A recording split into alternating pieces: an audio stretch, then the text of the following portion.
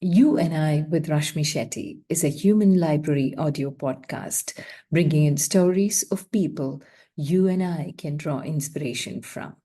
Welcome to the third season of this amazing story listening journey. Ordinary folks, extraordinary lives, their uniqueness and individuality, making them interesting to talk to and to listen to, each one of them completely connected to the voice in me and with motivational stories of moving beyond themselves to make a difference in the world. A reaffirmation of the fact: open your eyes wider. The world is far more beautiful when we acknowledge the presence of both you and I. Our guest this week is the inspirational co-founder and CEO of Avasarshala, Ashwathy Venugopal. She's a TEDx speaker and a social entrepreneur. Ashwathy is the leadership board member at Kectil International Youth Leadership USA and an advisory board member at Vignan Technology Business Incubator, India. She is one of the 75 women founders featured in the 75 Womenpreneurs of India 2022, released by the Atal Innovation Mission, Government of India. She has been recognized among top 5 social innovators from India and the People's Choice Awardee at the Youth CoLab India 2020 by UNDP. Ashwathy is the former curator of the Global Shaper Community Trivandrum Hub, an initiative of the World Economic Forum. She's also been recognized as the WEDU Asian Rising Star for 2020, Vital Voices Grow Fellow 2020, and the Youth IGF India 2020 Fellow. A public speaker and a thought leader, Ashwathy is the recipient of the Eastern Bhoomika Iconic Women Awards 2020. Listen in as Ashwathy shares her journey, definitions of failure and success, and what it means to be an entrepreneur. Hi, Ashwathy. Welcome. Hello. You and I with Rashmi Shetty. This is a space where we're going to explore the uniqueness and individuality. And I have met you quite a few times. And I love the energy that you carry with you, the smile that is so readily shared. And the way you carry yourself is something that has always made me really think of you with a smile. I'm very curious what little Ashwathy was like. Was little Ashwathy the same as the Ashwathy Venugopal the world knows you today as? Energetic, happy, always looking for opportunity and making everyone around her positive? Thank you so much, Rashmi. That was so kind of you to introduce me that way. And yes, I am aware of my smile, and I really like the fact that you noticed it, because you, as a person, you're always one person who carries a smile, and anyone who has met you knows that you have that radiant smile that seeps into everyone around you. So I'm happy that you see me at the same way. Thank you so much. Uh, Little Ashwati, as opposed to the Ashwati that you see today, did not carry an easy smile. It was not because of any traumatized background or anything. I think I have the most blessed childhood that anyone could ever hope for.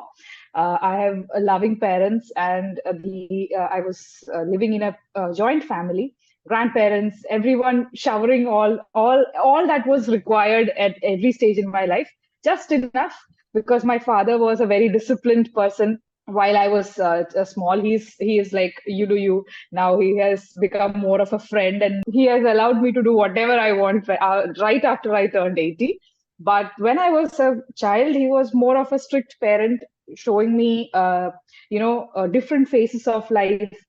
He is a business person, so naturally I grew up in a business environment where highs were high, lows were very low, and we learned it together. And I never felt like I was a child. I was more like an adult. I'm a single girl child, and I don't think I ever got the kind of pampering that a single girl child usually gets, that people think they get. I was more like a third adult in their life, and we had that sort of bond which we still carry. Friends, very thick friends. Which over the years I kind of grew to become more of a responsible adult, thinking that their life is my responsibility. So even today, I'm like, When it comes to my parents, I'm like, hey, listen, I know what to do best.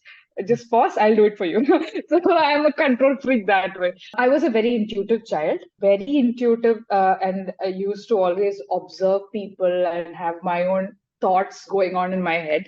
I was very silent, and I had a lot of comments about things. I had so many observations, very interesting things, which I shared only with my mother.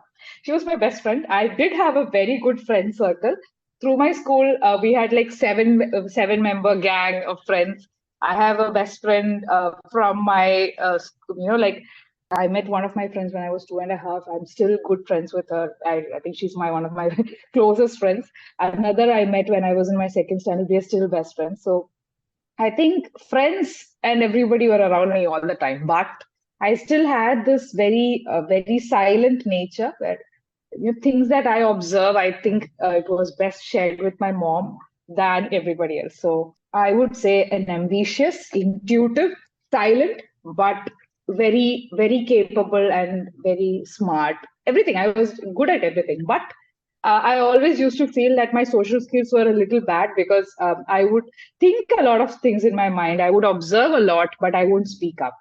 I'll take my time to, like connect with people and I'll just be there. People used to think I'm a very guarded person. Everyone used to have very wrong judgments about me. Come 18, when I joined my engineering college, things just changed. I don't know what happened, like snap, and I became what I am right now. The college environment changed me so much. I met a lot of different people. I would say maybe from my school, all through my school years, I was 12 years, I met the same people. We were the same set of people. It was more like family to me.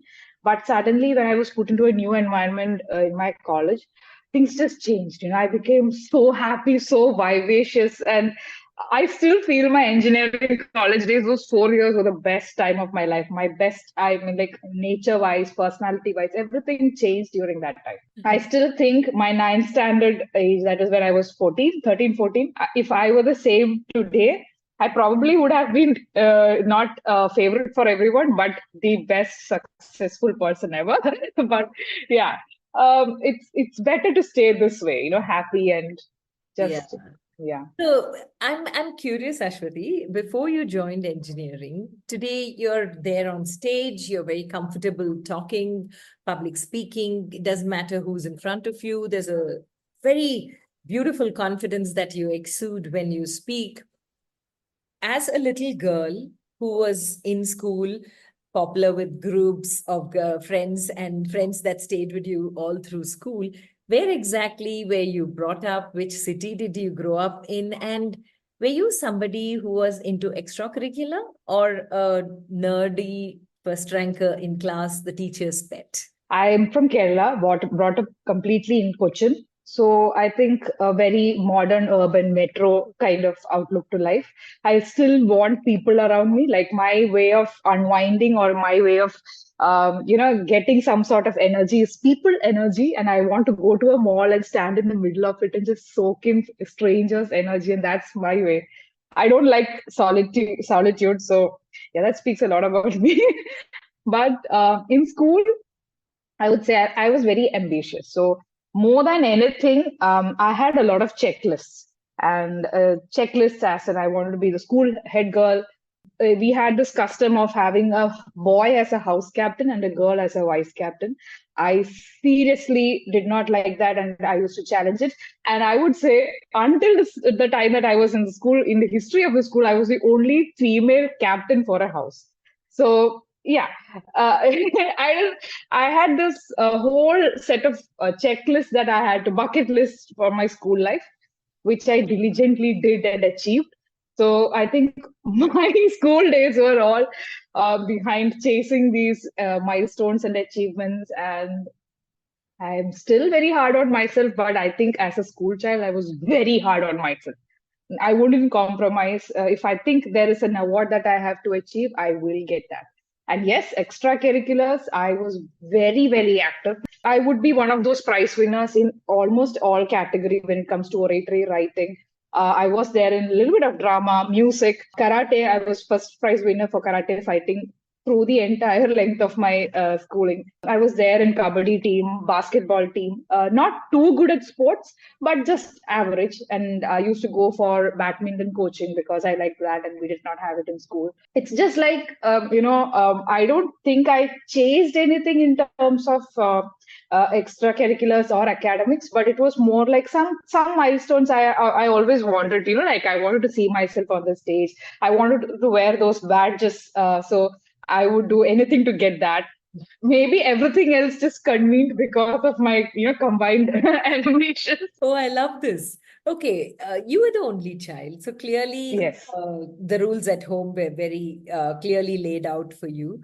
But Yeah, that is right. yeah, so from where did you draw this ambition, Ashwathy? Who were you competing with? Where did ambition come into your life, and what spurred that ambition? My competition is myself. It still is, because I don't ever think I don't compare myself with anybody. I still don't. Even in my lows, even in my highs, I don't think anyone's life is better than mine or worse than mine. I'll quote Sushmita Sen here. I think I am self-centered. That I don't know how else to put it. In my life, in my purview, it's always me and the things that I think would look good in my kitty. So I wanted to be the house captain. I became the house captain. It was not because somebody else was a house captain before me. It was just something that I wanted to achieve, and I got that. Okay. Then there will be role models. Definitely, there will be people that you look up to, but it's not always like I want to be like that person. It's sometimes a combination of many things that I think would look, like would be best to experience. So I think I'm an experience junkie. It's. I mean, like, it was not about going on that stage as a house captain or a head girl and just soaking up the energy. It was just like an experience which I wanted to look back to. And right now I'm doing it in a different way. Back then it was that ambitions and me being the person that I am. I think all credit goes to my mom. She was a hands-on mom. She did not go for any work outside our house, but I think her whole life was me. Like, I also felt a little responsible to actually get all those things, because I am getting that agency, that sort of support system from back home. She would be the one. She's an English literature major, so she would teach me phonetics. She would teach me how to go and speak and, like, have the right diction and the right pronunciation. I picked all that from her. She would help me write my speeches initially, but then I think by second standard, I started writing my own speeches. Then she made me capable in all those ways. And then there would be lots of books that she would, read with me. She would show me Kiran Bedi. I still, this is one thing that we still talk about, how she would show me Kiran Bedi's photo, and she'd be like, "This is one of the most strongest females in India." Back then, she was the only strongest female that we could look up to. Yeah. And it was not like she asked me to become a police officer, but she would be like, "Be like her, be like that. Carve your space out there. You just imagine what you want to be. You can be anything." So I think she always showed me strong female examples, and and then she created a discipline in my life. 6 p.m. was study time. Until then, I could play, and I should play. I had my bicycle. I'll go out and ride and come back. Then from 6 to, I think, around 8 or 9, it was my study time. And I had TV shows that I would watch from 9 to 10, or everything and anything that falls from 9 to 10. I really did not have any restrictions. I think she put those restrictions when I was in my first standard, but then until my college, I used to carry the same discipline. So all thanks to her. But she always tells me, sometimes when she sees that I'm very hard on myself, she also feels a little guilty that maybe I did this to you. But yeah, I mean, Right or wrong, that's you okay. turned out right. So I think That's okay. That's a good problem to have. yeah. No, but if this was your childhood through school, what changed in college that you said you felt free? I shouldn't say I felt free in a way that it makes it sound as if my school days were difficult. The thing is, somewhere between, maybe like when I turned into a teenager, 13 or so, we slowly start to rebel against these systems, right? Looking back, I feel like this was the best that could happen, because even when I am at my low and I think I'm losing control of stuff that I'm doing, I try to bring back the discipline. I would think like, what would my mom ask me to do if I was a child right now? So, we kind of want to go back to those days now. But when I'm a teenager, it was a little difficult.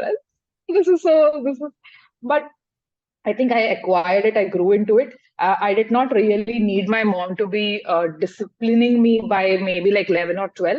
I was disciplining myself. When I told I am my competition, I would say I am my own disciplinarian. My mom and dad, they had never had any sort of fixed ambitions for me. They were like, just, live your good life, be happy. That was all they used to tell me. But there was some certain sort of discipline that we should have in terms of finances. That was my dad's department. In terms of time management and being your own person was my mom's department. That is all. But by teenage, I think I just grew into being such a frigid disciplinarian for myself. I realized if I need to be head girl, I need to be doing these things. I need to, and I pushed myself into being such a go-getter by around 70. There were a lot of things I thought it was in my hands reach, and I'm going to get it now. But some stuff happened in my life, like my grandfather passed away suddenly. It was a quick loss for us, sudden loss for us, and it affected me in a very, very different way. Like my grades just plummeted from 90s. I was a just pass student, like 40 out of 100. I couldn't imagine. That was my 11th standard. And I was like, oh my God, I'm going into my board soon. And, being in my 90s and this A grader suddenly became a 40 out of 100 student. And I couldn't imagine that would happen in my life. But that was it. I mean, like some sort of, maybe I would look back to it and say it was a little bit of depression or something, but a lot of combination of stuff happened. We moved houses to be with my grandmother because she wanted that support back then. So my environment changed. I had to take close to 1.5 week leave from my school because we wanted to sort out stuff at home. That did not actually contribute to anything in my studies. But the thing is, in school, I suddenly lost a lot of opportunities. In that 1 week when I got back, I was not part of a lot of lists, like volunteering lists or leadership lists. I was not there. And some of the teachers, I mean, it was very hard to talk about this in a public platform. But yeah, there were some teachers who were unkind to me. In spite of being such an overachiever all through my school days, at that point, I saw myself not included in a lot of things. I've talked about this earlier also, but there were a lot of big, big achievements and milestones that I had my eyes set on. But that 1 week when I came back, I was excluded from a lot of things. And it felt really unkind and unfair. But that's life. I really faced life when I came back from that 1 week leave. And I realized, like even after being so hard to myself, even after putting on such a lot of effort for these many years, I lost out on such very pivotal, opportunities of life just like that. So a lot of things are not in my control. So I think that is where the flip happened. I just switched off. I don't know why. Even my grades did not pick up too much, but I managed to have grades in my 90s in my 12th standard. I just started doing what was just enough. My entrance was one thing that was giving me such a lot of headache. The engineering entrance system in India is so bad, but that also contributed to a lot of mental strain. And when I was getting into my 18 age, or rather my 16, 17 was so dark, so difficult that when I was 18, I became more positive. Like I flipped out of those depressing days. I can still say that there was a bit of a depression, which which was undiagnosed and probably people didn't realize. A lot of things contributed to it. But when I was in my college, I felt very confident. It probably was not the best that I probably would have thought for myself, but it was enough. And I was like, fine, now I'm going to enjoy life. Now I'm just not going to have all those checklists. I'm just going to be like, even if nobody notices me, that's fine. I'm just going to enjoy. And it helped. That's what happened. Honestly, from what you just shared, it seemed like you let go of that need for the Oh, spotlight. yes. I just let go. I just let go. It's such a beautiful moment, Ashwathy, because letting go is very tough for somebody who wanted everything controlled and going as per plan. Now, when you let go and you saw how much you enjoyed it, what is it at the end of engineering that you gained? Because at the end of school, you had your checklist and bucket list all checked. And it was amazing that you achieved everything that you set out to achieve. But when you finished 4 years of engineering, and the most important lesson of letting go, what is it that you had checked for life when you left engineering college? For me, I mean, letting go is not easy. As you said, it is not at all easy. And sometimes it's in your character to just hold on to stuff. So I would say right now, when after these almost 10 years, 10 to 12 years later, I also got into a phase where I was holding on to a lot of things. And I would say right now, today, when you're speaking, I am in that process of letting go again. I'm a little bit more free now. I'm a little bit more happier now. I probably wouldn't say the same about maybe a month back or so. If it's in your nature, you slip back into that soon. So it happens, it happens. And it's not easy. But during my engineering, what I realized is there are so many things that are around you which you can just pause and take note of and enjoy. In my school days, I used to be guilty about actually spending too much time whiling around. I would call it whiling around. But when I became in my college, there were so many things that I could actually do and still feel like I'm actually being productive. Going around with my friends, it did not feel like I was stealing away from my time to do something else.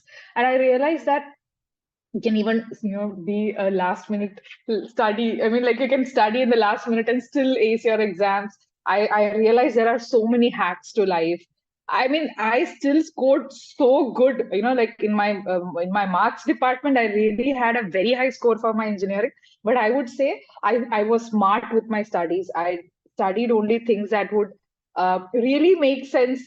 I chose my subjects. The others I learned for the like because it was recommended, I did. But there were some areas that I wanted to go all out and explore a lot. So I became more of a learner. There were some subjects like Java and some technology stuff that was, I think it was not adequate in my college, so I went outside to study it in my hours after college.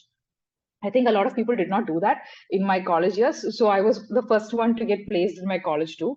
Very good package. Everything was perfect. So what from my whole lesson from that 4 years is, even if I let go, even if I don't actually, give myself too much pressure, I still achieve things that are meant for me. I don't think there was anything more I could achieve in my college years. Those 4 years was fantastic. I've gained friends for life. I got the first placement ever that came to the campus. I think I even trained a lot of my friends to get their first placements. I think my teaching or becoming a teacher kind of started off there when they were relying on me. I would drive and go to school, college every day at 7 a.m. And they, all those people who did not know technology or computer science subjects, they would come at 7 a.m. in the morning, and I would teach them until I think around 8:30 or 9 until our classes started. I would go back into my class, and these people would call me teacher, teacher in the breaks. But I used to enjoy that, like I think a lot of people got their placements because of some of the things that I taught them. So those kind of things happened. I don't think I would have taken a pause or taken some time out if I was the same person I was in school. And I think I became more of a child when I was in my college than I was in my school days. Wow, this is so beautiful. And the fact that you were giving without expecting anything in return was something Yeah. which I'm seeing in your story was the most beautiful part of it. And so here is Ashwati standing at the end of 4 years with the first one to be placed in college, a wonderful package. So you continued in Cochin, or was your placement outside? Yeah, it's outside. It was outside. I had to move to Hyderabad. And that was the first time that my family had their reality check that I became an adult. So I had one full year until August 2013, and I joined in August 2014. And I got 1 year to fight with my dad. to tell him that it is more important for me to move out and go and join the job. I was like, no, no, no. You can always do something of your own. You can. Entrepreneurship is very good. Be an employer, not an employee. That's what. So here you are with a package in hand, but today you're an entrepreneur who's inspiring so many people. That's where I was coming next. How did that flip happen again in your life, where what was set for something else turned out to be something else totally different? So I wouldn't say that my flip happened very suddenly. I went to Hyderabad, took up my first job as a software engineer, enjoyed my job, worked for a couple of years. But I think what I was doing during my engineering days and what I actually started doing as a job as a software engineer was quite different. And slowly I stopped enjoying the coding part of it, but more like enjoying the service operations part of it. So inside my company, I was building technology products for service operations team, service operations team. And we had those days where we would release new updates and we would go and sit with them.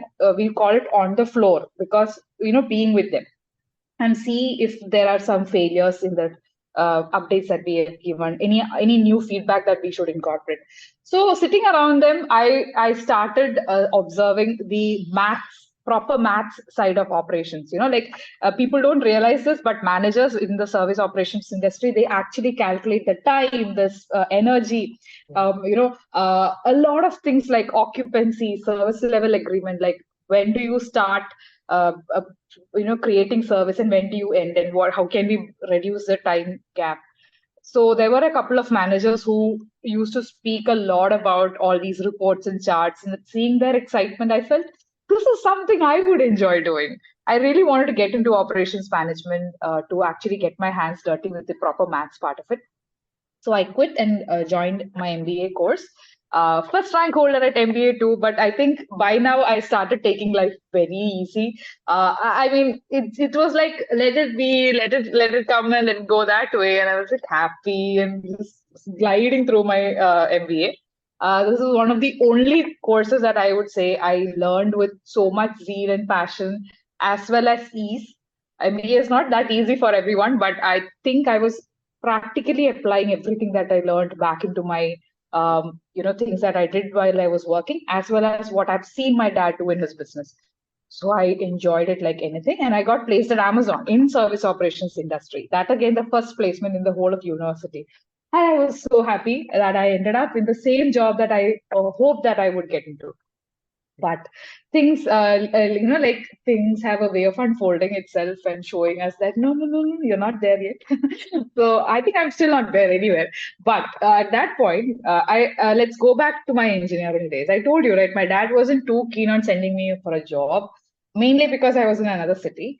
But he also wanted me to see if there are some things that I can do on my own, become an entrepreneur. And starting out and on being an entrepreneur was not glamorous back then. It was scary, and I did not know anyone other than maybe like one or two college seniors of mine who actually started out. But they were also quite senior to me in age, and I felt I needed experience to start out. Like let me earn some money and then start out. But he was sending me some news articles of college alumni who were in the startup ecosystem. There was this one college senior whom I did not know from college, but his startup, a technology company, got selected to a program called Startup Chile. So this is a startup program by the government of Chile. They give a grant plus they incubate the company in that country, so you can expand to the Latin American market. So this was a senior of mine with his co-founders. There was a picture and it was a newspaper article. He clicked a picture, sent it to me on email because no WhatsApp back then. And he was like, look at your college senior, like learn something from these people, be like them. You don't have to go and do a job and work for someone else. You should do your own company and all that. Like, good, fine, thank you, but not right now. But I did try to figure out what the senior was doing. I searched this person on Facebook, LinkedIn, on Google. I really couldn't find much beyond a few articles and some. So I was like, famous people, they know what they're doing, blah, blah, blah, and let it go. Then after I joined Amazon, no, during my MBA, I was hitting my 25 age mark, and everybody around me were getting married. And I felt that FOMO, like what if I don't find someone later? I need to, checklist, bucket list. That's what I said. If you are that kind of a person, you don't have, you cannot escape that. So at 25, when two of my best friends got married, I was like, maybe I need to find someone to go on a movie with, like they won't be free anymore. So maybe I'll just find someone for myself. So I used like the arranged marriage, Bharat matrimony, like Tinder, and I got onto the platform. I put on my own profile. I was like, parents, just stay away. I'll find my own guy. And I put my profile and I was searching. And then I came across this profile where he was a college senior, but I did not know this person. But very vague profile. The picture was not clear. Why is this person being quite shady? But I think I've seen this person somewhere. So I Googled the name. And lo, the same news article that my dad had sent me a couple of years back, asked me to learn from this guy. And I was like, okay, my dad asked me to learn from that guy. Let me bring him home. This Filmy, is right? filmy. Yeah. If you allow your life to be filmy, it will be super filmy. Okay, so you both met, and then he was just reached back from Chile after the Startup Chile program. So his tenure with the country was over, and he just reached back after that. We met because we are from the same college, but not. He was a couple of years senior to me, so we did not learn in the same time. But the same classroom, same teachers, everything was the same. So we had so many things to talk about. We connected well, but. I think it was on the day that he was going to come and meet me.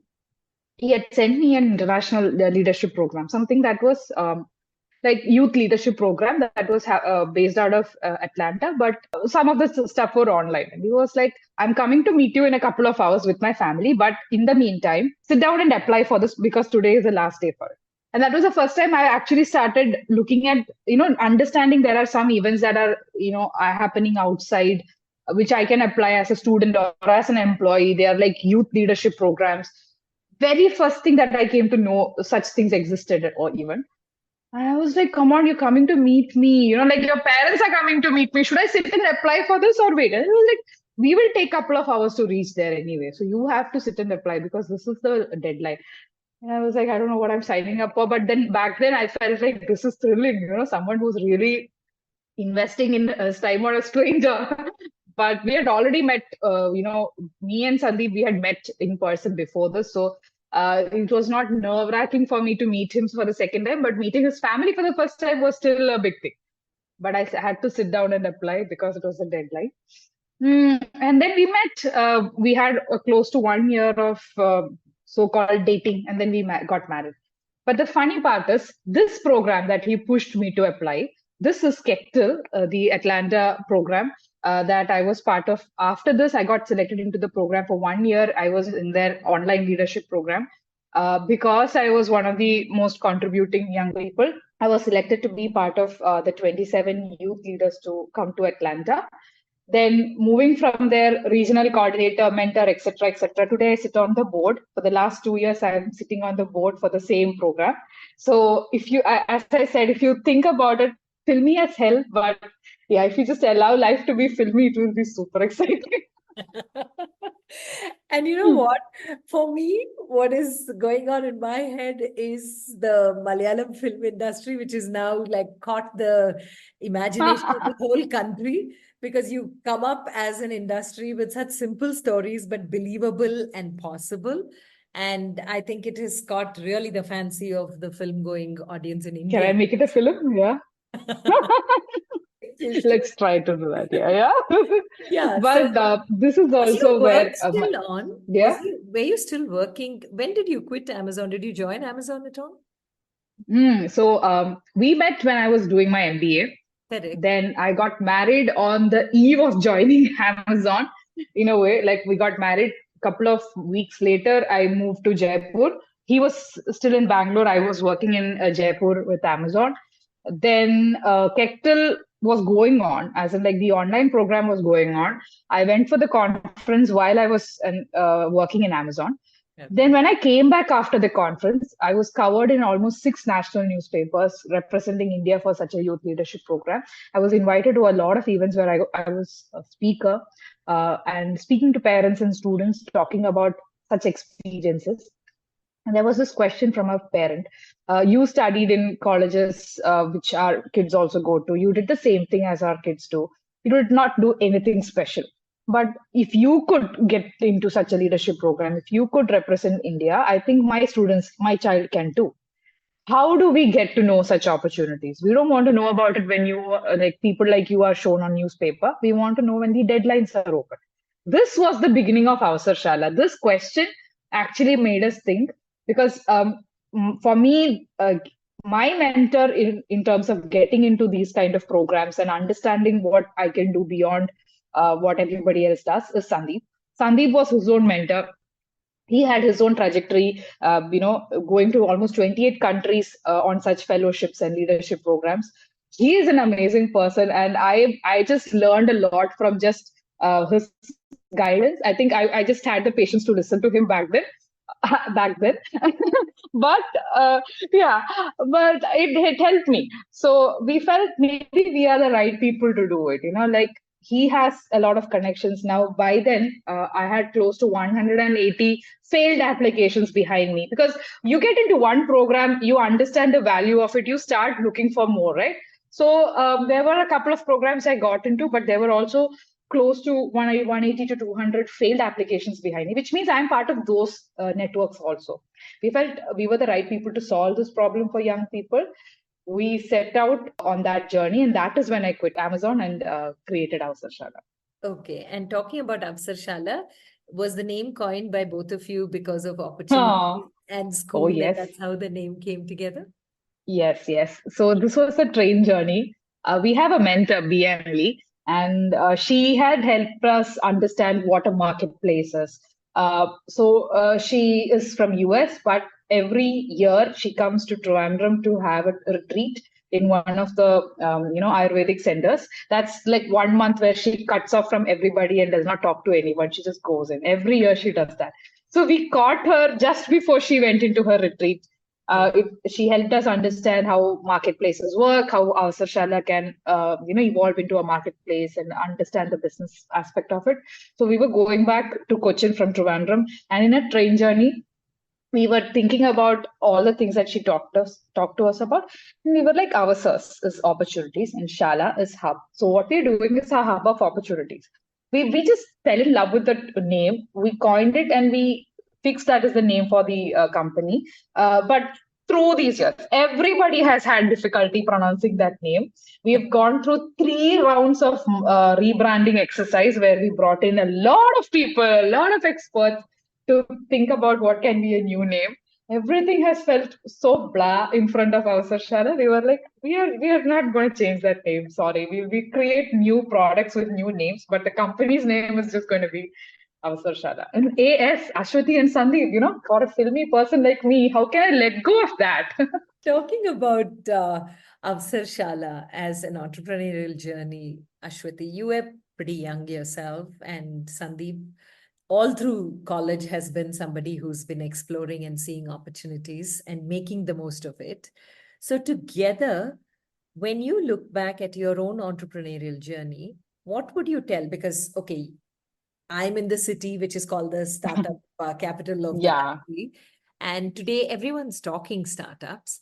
So, Mhm. for the student community who wants to take that risk on entrepreneurship, do you think it's the best time to try, or should Mm. they get a little job experience and then know what startups are all about?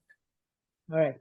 So, as a student, as a college student, or a young adult, you always think that you are inexperienced. You Yeah, can't do yeah, it now. yeah. You're quite young to do such a big thing. You can't be a CEO or a founder at 18, 19. When you hit your elder age, like when Mhm. you actually become mature and you become an proper old, uh, you think you're quite old to do it. You Yeah. think if you were 18 or 19, you would have had that energy. Maybe I wouldn't have so much risks or people depending upon me. If I were younger, I would have done it. So the fact is, you're never in the right age if you don't have the right mindset. But if you have the right mindset, you always are in the right age to do it. So after starting Avasarshala, I've met a lot of students who are entrepreneurs in their school years. They start by creating small pins and badges for, like putting on the bag. They sell it on Etsy or Amazon, and they are entrepreneurs. I don't know if they are making profits, but they are actually learning finance. They are learning product, like placement, naming, selling, branding, a lot of things which they probably can't put a word to it, but by the time they're 18, they're so smart that they're just full grown adults by that time, in terms of their brain capacity. While you're in college, the best thing is you're surrounded by a lot of people who can be co-founders, or who can help you with technology, things that you are not good at. They can actually chip in, and you don't really even need to pay, while you're in college. They'll just do it because they can put it in their resume. So that is one big opportunity that college students just pass and do not understand, do not make use of it. And as I said, it helps to be self-centered. If you understand you want to be an entrepreneur, then you have to go out and seek out people who can help you in that way. When you are an adult, you actually have the financial backing to do it, right? Now you've grown into a person who has world experience. You know people.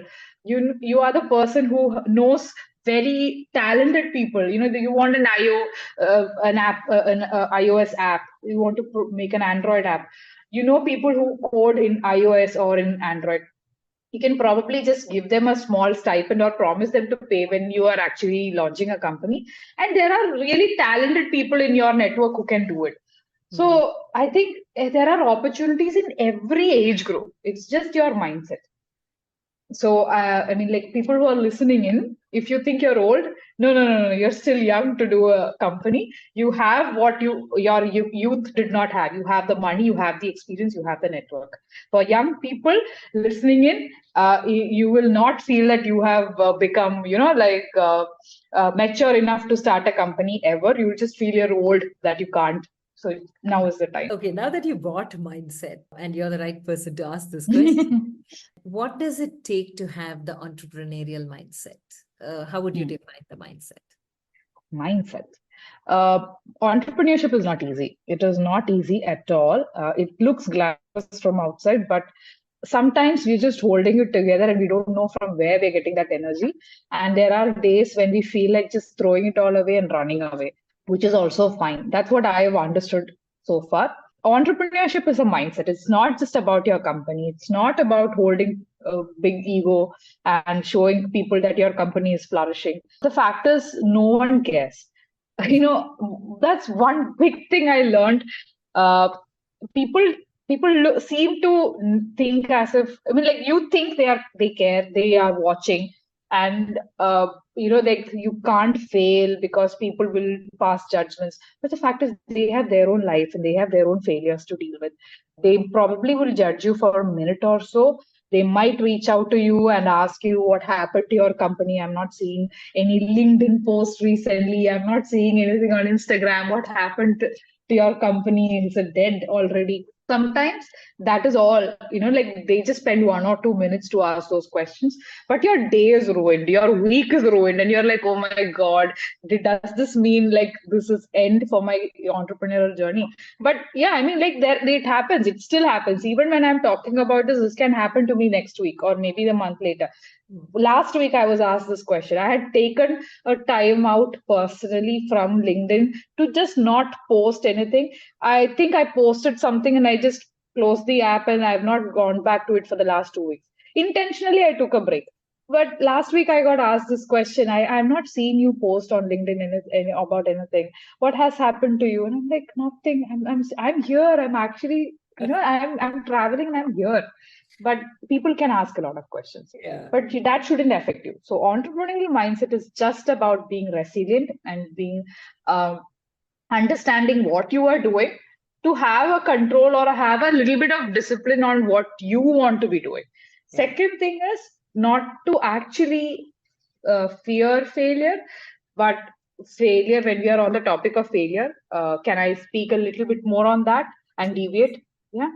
So there was always a thing that one of my mentors, as well as friend, Ardra Chandramouli, she's another entrepreneur. she had always told me, failure is something that it's always about how you define failure. Yeah. Nobody else can do that for you. Nobody else should do that for you. If you think failure is, wrapping up your company, then that is it. You think you have failed. But if you think that, no, that was a learning, maybe that is something that I can take back and, apply in my next venture. Or even when if you're going back to work, you've brought up all these experiences, life experiences into your new role. That is still not failure. So it's just exactly a mindset. It's just how you define failure. And back then, when she taught me all these things, I never really understood the gravity of it. It was not easy for me to, digest it, because I was going on, no, I have to do this, I have to do that. Nobody can talk to me about failure right now. But over the years, I've learned it. I think now I understand what she really meant by defining failure. So, as an entrepreneur, it is always the mindset, have resilience, B, understand when to pull the plug for a company or an idea, when to pivot. Do not hurt yourself and do not hurt your company by persisting something that you logically or like practically understand needs a little bit of change. Do not get married to your idea. Do not get married to your company even. Do not get married to your ego. As an entrepreneur, you get invited to a lot of places to speak and talk. And sometimes when you are not quite active on social media, you will feel that people are not really seeing you and they don't remember you. That's fine. I mean, sometimes you get back into limelight again. So all these things happen. And I mean, as an entrepreneur, it takes a lot of energy to deal with all these things. It's not the same as when you are working in a corporate company. Here, when people say that you are your own boss, it also means that you have to be in control of your own emotions, and you have to be a little bit more, answerable to your own downs and ups. So understand that things happen, and it may not be a failure in your personal life. Do not call it a failure. Do not even think that things are going to go to an end, full stop over here. Things will keep coming up. And as it is a mindset, even if you go back to a job, even if you take a pause, you're still an entrepreneur. You know that you will figure out a way to, come back, get back on track, or maybe start a new company. So look at it as a journey. And I'll just take one more second dwelling on this. I just met a very good friend of mine who launched herself into entrepreneurship just a month or so back. She's full of energy as in envious amount of energy. And sitting near her, I felt like she's this radiating sun, like just glowing and wants to do a lot of things. Reminded me of me 2 years back, when I thought everything was possible in my, like if I just keep at it, everything is possible. After these even 2.5 years, what I know is everything is still possible, but you really don't have to burn yourself out. You can just, take your time, be comfortable with who you are, and still achieve everything. I think I learned this in a different way while I was in my college, but I still did not try and apply the same learnings when I became an entrepreneur. It was still a learning curve for me, and I wish my friend has the same energy. But the fact is, even if she hits that hump, I'll be there to tell her that it's okay. It's still sunny on the other side. Yeah. And talking about that position that you're taking, you just said that you'll be there for her. For an entrepreneur, there needs to be a whole village to support. And the village can comprise mentors, coaches, parents. Support system can come from anywhere. Anybody can be part of the support system. So who were part of your support system to help you? Because you defined failure. Very often what we ask people is the definition of success. And I think it's so important to understand the definition of failure. So it need not be that the exact opposite of that is what success is, because success again is very personal. What is success for one need not be success for another person at all. So we won't go to that obvious question, the logical question of, okay, if this is failure, then what is your definition of success? But who was that? And what was that group comprised of, which was there to hold your back when you were going through your tough times? So I will still touch upon the success failure part. Some not as a definition, but sometimes when your company is doing so good and you have launched a product, people are actually talking about it in newspapers, everyone would feel that, hey, this person has become very successful. But internally inside your company, you as an entrepreneur, as a person, you might be dealing with something difficult. Maybe it is in terms of, maybe you're not able to lead your team. Maybe you're not able to inspire yourself to get up after doing such a big task and you're just worn out and tired. So you can still feel like a failure even when the world thinks that you have become successful and you've reached there.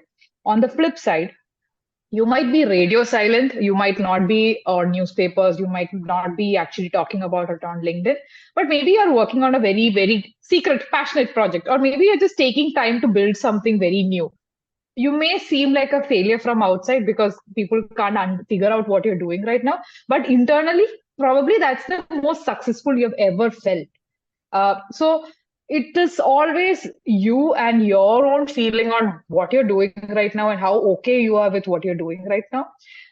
If you allow other people to actually, or rather, if you start looking at yourself from other people's eye, that's going to be a very difficult thing for you, because no one is actually going to come up and tell you that, hey, I think you're a failure right now. But it's always our own perceptions. You just think, okay, what does this person think of me? Does that person think I'm a failure now? And you just start eating your own brain.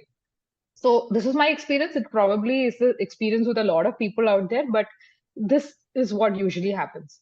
Ashwathy, so I'll just use the same point that you just said. Yeah. You define success is something which is very personal as well, as much as failure. Yeah. So it is not on validation from the world outside. So both failure and success are mindsets. And mindset internal. And it's completely internal. It's not the external world that decides it for you. No. You can give your co-founder or people who are inside the company a little bit of liberty to define success and failure for the company. But when it comes to you as a founder, you as an entrepreneur, that is a very different thing altogether. Like I'm coming from a space where me and my husband, we are the co-founders, but still as an entrepreneur, when I'm defining my own success or failure, even the opinions of a company or the people in my company, my husband or him as a co-founder, will not really matter about what I feel about my own journey. This is where we should draw a line, like it should always be, as I keep saying, self-centered, be self-centered. It is not, I'm not talking about it in a very negative way, but always have that internal dialogue going. You should just introspect and see what is going. And it has not been easy for me to actually allow myself to be, or how do you say? I used to feel it's selfish of me to take my own space and time. Sometimes you just get carried away and then you don't think it is right to do that. But I have taken a lot of energy and effort to become this person that I feel, okay, I can also take my own space. It is not bad to be self-centered. It is not selfish to be self-centered. It's a journey that everybody else will probably encounter in their path. And coming back to your question, Rashmi, about who are the people around. Beautiful thing about entrepreneurship is there are people who are going through the same journey, the same sort of problems around you. Even when they are the so-called competitors in the same space, they are ready to collaborate. They are ready to help you out.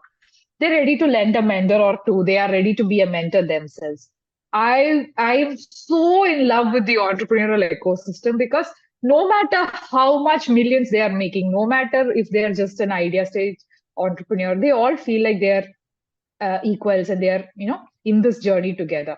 Because at every stage we'll figure out there is one more problem we need to solve. So you never feel like you've accomplished or you've reached somewhere. So I've made friends with people who are like the best gemstone mining people of Zambia, and the best people who are in the beverages segment. I would say the best in the country. But I've also made friends with people who are student entrepreneurs, and I still feel like I'm learning so much from them as well. So this is an area where we get a spectrum of friends and people who are ready to just be very honest and help. I'm being very transparent and open in hopes that there is at least one person who's listening in and probably feel like, hey, okay, it's not just me. So I'm doing this because I've encountered a lot of entrepreneurs in my life who had been so open from the day one. They've not been guarded, they've not been selfish. They've just shown me how it is for them to be an entrepreneur, how it would be for me.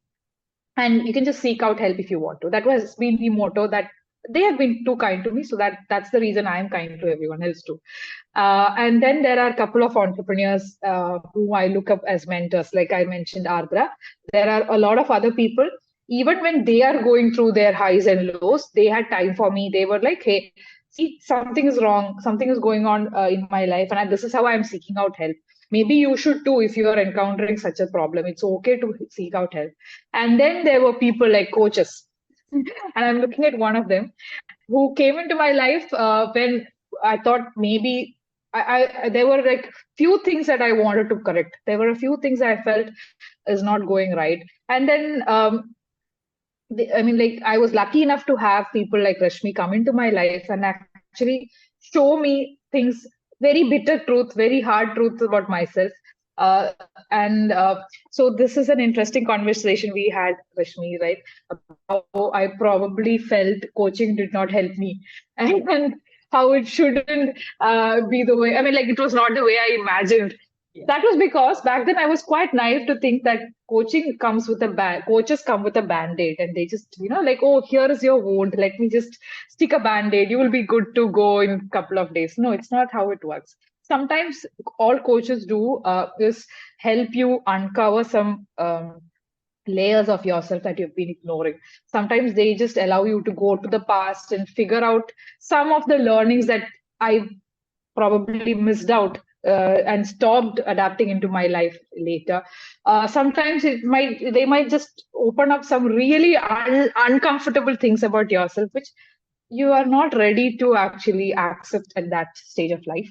But it's an open wound that would really allow you to sit and ponder later.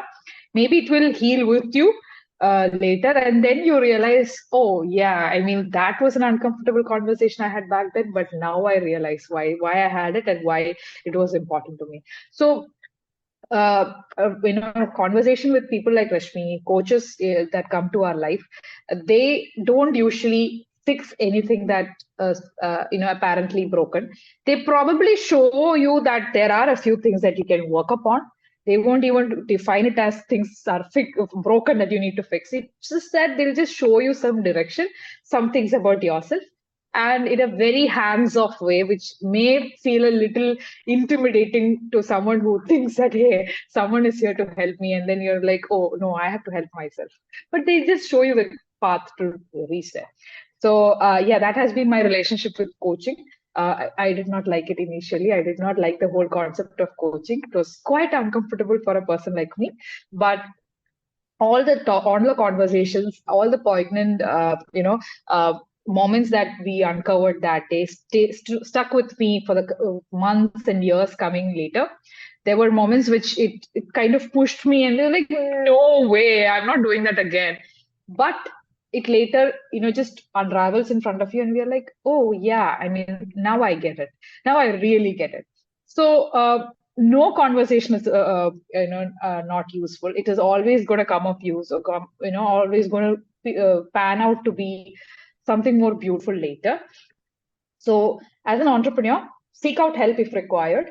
That is one thing that I know now. Coaches are there to help you. If you are going through some very difficult mental, rough patches, seek out therapy if required. Seek out mentors and have informal conversations with mentors. Do not feel guarded. Do not think that you're bearing yourself as a person and they're just going to use it against you later. No, they have better things to do. So they will not use that against you. So be more open to your mentor. Be more open to seeking out their help. Reach out to other entrepreneurs, seasoned entrepreneurs, new entrepreneurs, people who are going through your same journey. Just have conversations. Just also help out. If they are going through something, just help them out. They'll help you out later. Yeah. So being open and just letting your ego just sit on the side while you're trying to figure out yourself is the best way to be. Wow. The authentic Ashwathy and the honest entrepreneur that you are, sharing very openly about the downs. Now, Ashwathy, looking back, you've had a very beautiful journey as well, with a lot of highs, which you haven't shared. But I'm sure in those lot, there are certain milestones that stand out for you. So, Yeah. are there any of those milestones that you look back with a smile and pride together? Yeah. So, Rashmi, as you pointed out, I've been talking about all the failures and the lows, right? That's because it's not something that people usually are comfortable talking about. And people who usually want to listen to other people, they don't want to know their successes because it may not mean anything to them, but they always want to know when the dark times were, how did they navigate it. So, this is what I would have wanted to listen from someone who's sharing about their life, and that's why I'm being so open and so real about it. Which does not mean that, as you said, no highs, super highs. We've had super highs, and we still are going through a good time in the company. The company launched in 2020 when we officially registered in 2020, and we had a few couple of months where we were all gung ho about it, and we're like, we'll do that, we'll do this, and then COVID hit, and then the whole ecosystem just toppled on its head. But we were having the same, like that open mindset, which allowed us to understand what are the scenario changes required in our company right now. How can we change the product to fit into what is the new normal? And it was a good time for us in terms of how we navigated the pandemic. Post pandemic, we also had a double trouble. Ecosystem changed again, but also the edtech market just plummeted. Edtech as a market plummeted mainly because investors felt that they should not be investing in startups which are in the edtech ecosystem anymore. As a company which is bootstrapped primarily, we did not seek out investments. We're still not seeking out investments. But the point is, in all programs or on some like coaching events, or maybe it's even like cohorts, they excluded edtech companies. Like, that was not even there in the categories that they expected. So suddenly a lot of doors were being shut because they just decided that we don't need edtech entrepreneurs here anymore. And that has been the case in 2022 and well into 2023. And by 2023, I kind of stopped actually, I was desensitized to the fact. And by late 2023, I started seeing that many other programs, they were okay, they slowly started acknowledging edtech companies. So worst time ever was probably this 2022 to 2023, which also helped us figure out more ways to reinvent and stay afloat. A lot of my friends who are other edtech entrepreneurs, they either sold off their companies or closed off during the post-pandemic period, not the pandemic, post-pandemic period. Thank God we did not have to do that. We are still there. We are still generating revenue. And the way we did business back in 2022 is not how we are doing right now. So I'm so happy that we have evolved. I would say that is the biggest milestone, even more than all the other accolades that we received. But if looking at the materialistic things, we've always been covered blessed with newspaper coverages. We've been covered in television as well as radio. I am a TEDx speaker, so I've got so many other platforms like TEDx to speak about my story, to connect with other young people, to talk to parents who are, like potential customers for us. We've had corporate connections. I would be invited as a speaker, and then they feel that this is something that they can implement in their company, and then we would end up getting a very good business from them. So those are like really good for us. Then also there, I don't know how relevant it is for people now, but then there was this whole verified blue tick in Instagram, right? So I also got a verified profile, which helped me reach out to more audience in terms of who I was and my conversations, etc. So yeah, I mean, there were a lot of milestones, many awards that we received. Best is getting recognized as a woman entrepreneur, for someone who really did not like this tag of woman with anything, where I'm like, hey, I can be anything, man or woman. Why are you calling me a woman entrepreneur? But I think that is only if you are called a woman entrepreneur, only then other women entrepreneurs take note of it. I was blessed with a lot of role models as women role models that I can look up to. So yeah, I think I am wearing it like a big honor when someone calls me a woman entrepreneur now. Love this, especially from the journey of not being the girl vice captain, but captain to the woman entrepreneur journey. Exactly. This You is know what? I actually did not write the ISRO. Okay, so I'm going on record saying this, but I did not want to write the ISRO exam because it was free for women. They did not ask for a registration fee for women. And I decided I'm not going to write that exam because, see, why? I did not understand the whole concept back then. But then, if a guy was asked to pay money to write that exam, I can also pay. I should also be paying. Why are they taking away that choice from me to pay for the registration Yeah, that is because you can exam? afford to pay. But if pay Exactly. is the reason That why is other women did not want exactly. See, that. that is exactly my personal growth from being in a space where I felt like I was being discriminated against by being called a woman and, being put into the category of a woman. Now I realize that it is required that a lot of people get that opportunity, get that space because it's not easy to create that space for ourselves. So Yeah, that's my personal growth journey. If you awesome. really ask it that way. This has been a beautiful growth because from that girl who had a checklist so early in life to the woman entrepreneur that you're very proudly wearing on your sleeve now, it truly has been a remarkable journey. And you started when the world literally shut down. 2020 Exactly. March was when the world shut down, and forcefully, not by choice. Your journey began then as an entrepreneur. So, for all practical reasons, you took the toughest point when the globe was wondering what to do next to take this Yeah. very important journey. Every one of us has learned a lot from the pandemic. What Yeah. have your reflections been from the pandemic? For me, biggest thing is when you are in such a space where you can't move forward, that is when you become innovative. So the point where you get highly uncomfortable and you feel like, oh my God, what is happening right now? That is when you start.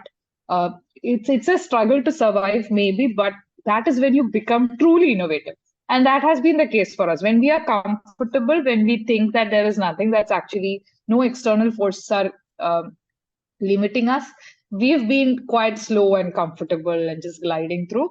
But pandemic, it was I mean, I still feel like pandemic was a claustrophobic period for me. I think that was also one of the times when we had our conversation, Rashmi, back then. I was struggling in terms of not getting enough people energy. So my company was doing very well. In fact, that was the best time we could actually, point out to in terms of innovating, launching new products. But as I said, as a founder, I was finding it very difficult. So if you would ask me, are you successful right now? I probably was not. Back then, I was trying very hard to understand how to sit at home 24/7 and just build a company from home. It was quite difficult for me. I needed to go to the mall. I needed to stand in like on the road and just seek out strangers, people, and just draw from them. But yeah, I mean that was a difficult period for me. But also it was like closing into your company. Like a lot of things just changed. People, the way people make purchases changed.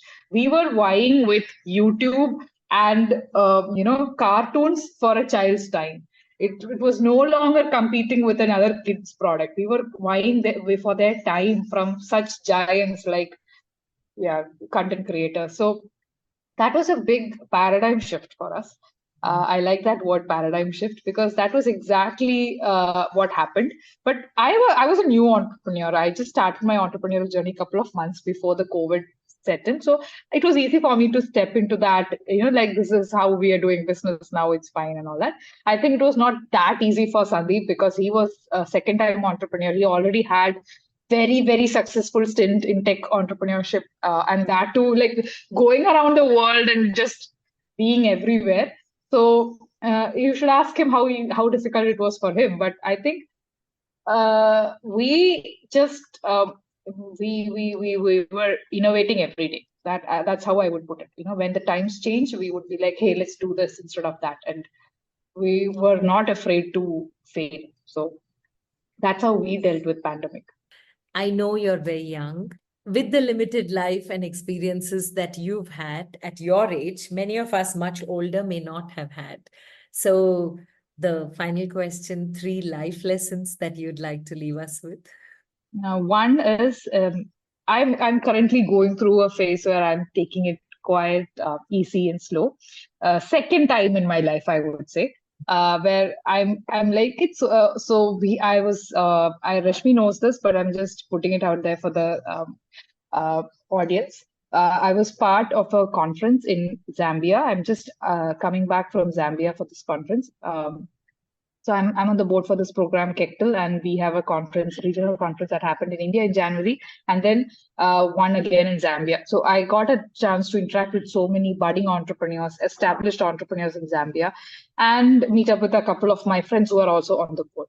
And while I was in Zambia, one thing I realized is they just take life quite easy. And the time, I mean, like we have something called African time, where people just take enormous amount of time to even show up for an event.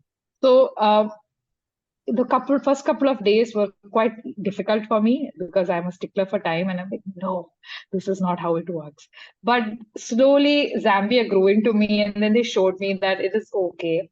It is just okay to be, just okay to be. That is the word. So this has been our motto. All the friends that were there, the board members that were there in Zambia, we keep reminding ourselves even after we came back from Zambia, it is okay, and everything will turn out to be okay, and everything will be all right at the end. So sometimes we just need to remind ourselves that maybe that is my first life lesson. It is okay. It is just okay, and sometimes it's all right. That's my first life lesson.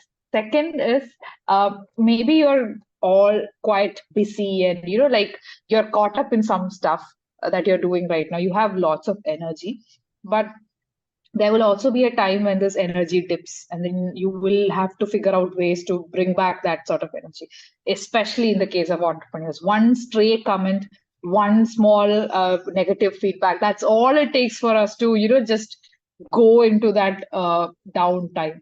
But always look back into your own experiences.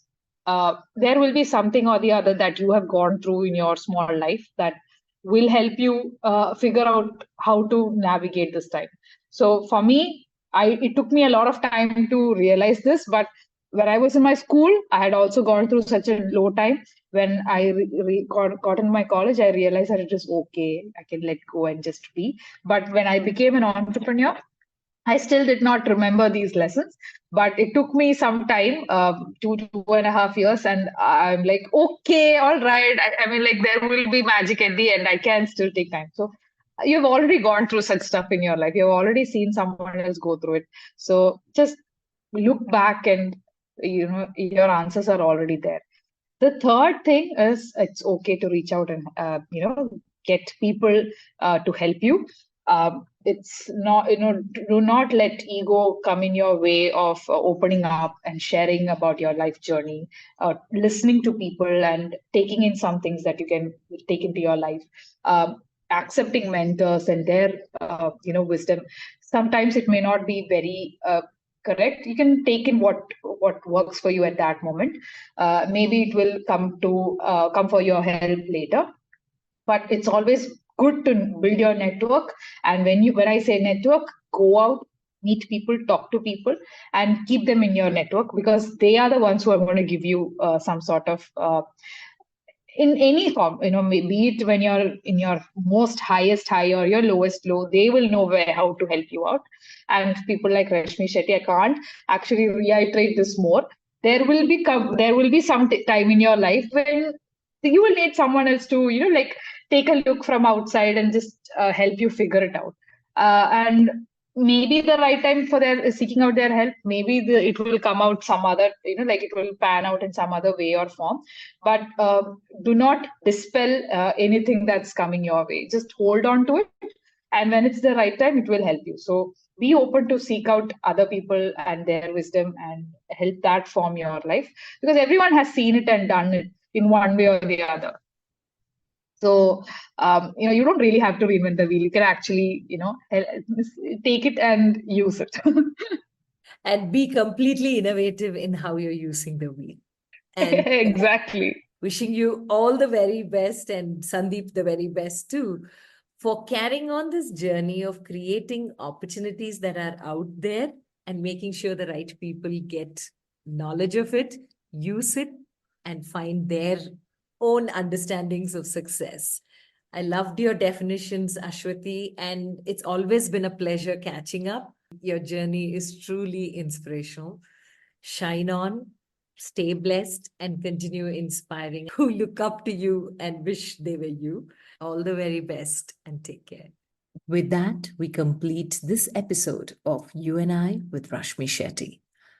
Do let us know if you know inspirational people whose story needs to be heard. You can write in at rashmi.thethirdeye@gmail.com. That is rashmi.thirdeye@gmail.com.